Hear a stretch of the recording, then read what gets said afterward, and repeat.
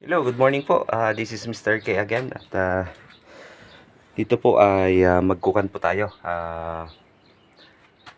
Magtra-transfer po tayo ng feral colony going to yung beehive, ano po, beehive box, ano po. At ganito po yung gagawin natin, ano po. Una, syempre, alisin natin yung feral, ano po, dito. So ayan po, nabuksan na natin yung nakasako na feral. So dito hanapin po natin yung kanyang entrance, ano po.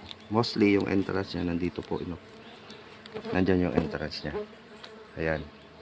So ang gagawin natin dito, unang-una ay kukuha tayo ng propolis doon sa kanyang entrance, na yun ang ating ilalagay po doon sa TPH yung box, ano po.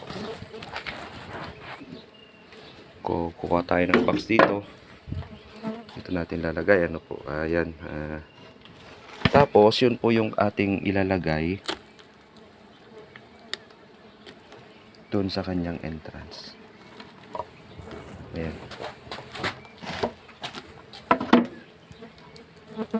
Ilalagay.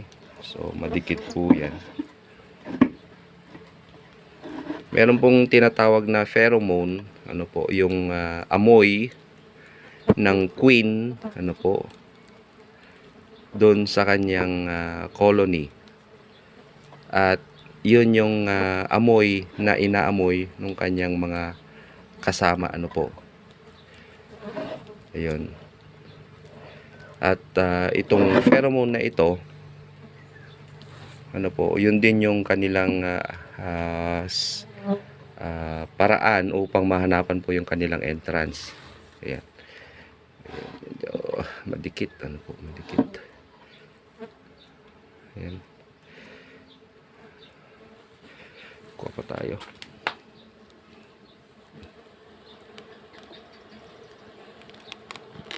Entrance. Ayan. Kikita nyo ba? Masyadong manikit. Ayan. Ayan. Nandyan na sila, makikita nyo. Nandyan. So dito. Ayan. So makikita nyo po yung iba, naamoy na nila yung ano po, yung kanilang entrance.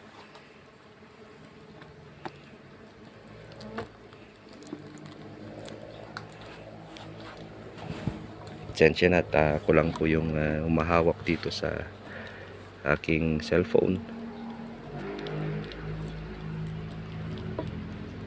Ayan.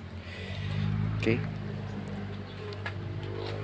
Ulitin ko po, yung procedure natin ngayon ay kumukuha tayo ng propolis doon sa entrance, ano po, nung entrance nung feral.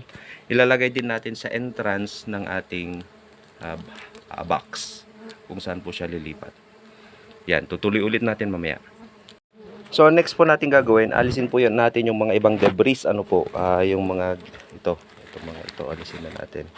Pero kinakailangan po, ano po, maglagay ka ng mga separate na siguro mga lagayan, sako or whatever, ano po, at doon muna nyo ilagay. Tapos yung iba itagtag nyo po doon sa itagtag nyo po doon sa box, kasi meron yung mga iba pang mga bee, ano po, na hindi pa po, mga nursing bee, ano po, na maliliit pa lang, ano po, sayang din naman yon. Ayan, so lalagay ko muna dito yung mga iba.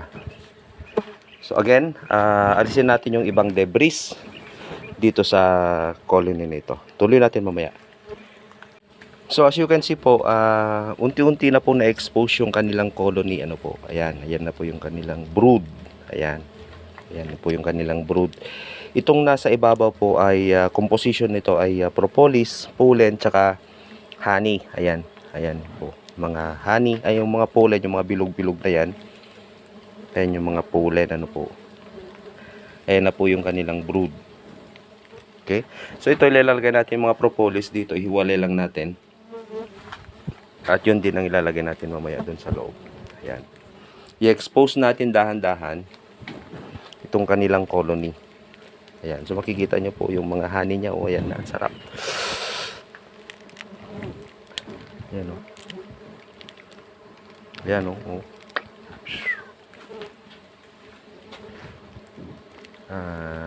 Pero hindi ko i-harvest itong kwan. Kukuha lang ako ng mga ibang tawag dito, ibang propolis. Gagawin ko po itong tincture. Ano po? Ayan na po yung kanilang sana makita natin yung kanyang reyna. Nandyan ba? Okay. Sige, tuloy natin ulit mamaya. Ayan, na-transfer na po natin. Ano po, nag-start na po silang pumunta doon sa kanilang bagong hive. Ito na po yun. Ayan. Ito na po siya. Tapos yung iba na nandito, hayaan lang muna natin siya dito. Ano po, upang sila ay makapasok diyan. Tapos itong nakuha natin na honey pollen. Yung iba ibabalik natin doon para meron silang pagkain. Pero marami naman na silang pagkain dito. Pero bigyan pa rin natin sila, ano po. Yan. So, ganun po yung pagta-transfer from feral. Ano po, feral yun yung mula po doon sa wild going po doon sa box upang maging domesticated na po sila. Maalagaan po sila ng maayos, ano po. At mas madali nating ma-harvest yung kanilang mga products, pollen, propolis, honey, ano po, higit lalo yung honey. Ayan, propolis and honey. Tsaka pollen. Ayan, so hindi tayo maswerte na nakita yung kanilang queen. Hoping na nailagay natin yung queen dito, ano po. Wala din tayo nakitang queen cell. Sana ay malakas ito. Sana nga kung nakita natin mas maganda. So ayan na po yung bago nating hive. Ano po? Nakalagay na po sa kanilang box, TPH, yung na box. Then i-observe natin ito, i-cover natin to, i-observe natin ito in a few months, ano po. Then after a few months, titignan natin kung medyo puno na, saka natin lalagyan ng another box para dun po sila paakyat po, kasi yung tetragonula po paakyat po yung style ng kanilang pag-produce, ano po. Ayan, so nandyan na pa yung mga iba. Okay. So dahan-dahan na po silang pupunta doon. Actually yung iba pumapasok doon sa ibang box, pero hindi nila na lumalabas din sila kasi hindi nila maamoy yung pheromone nila, hindi nila maamoy yung reyna nila doon.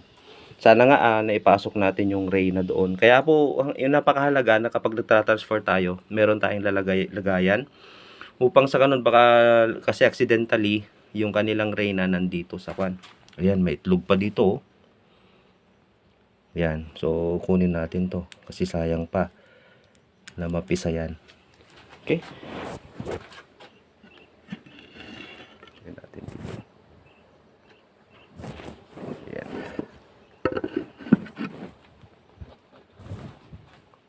Double check na lang natin yan mamaya. Okay, yun lang po. At ganun po mag-transfer. Ulitin ko po.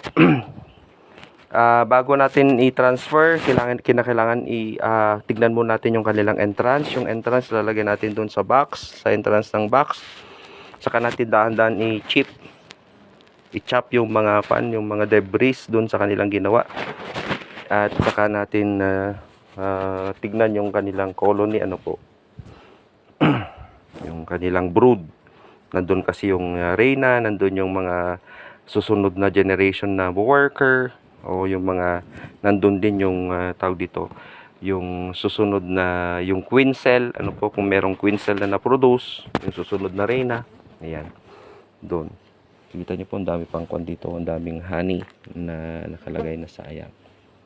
Anyway, kakain din naman ng mga bees yan. Okay, so yun lang po, at God bless sa ating lahat. Po yung bagong transfer natin from feral to TPH, yung box nila. Ayan. So yan na po yung entrance nila. Halos pumapasok na sila.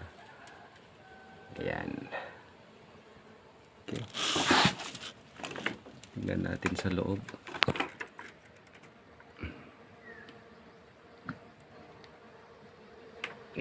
So marami na sila sa loob. Dahan-dahan na silang pupunta sa loob. Okay.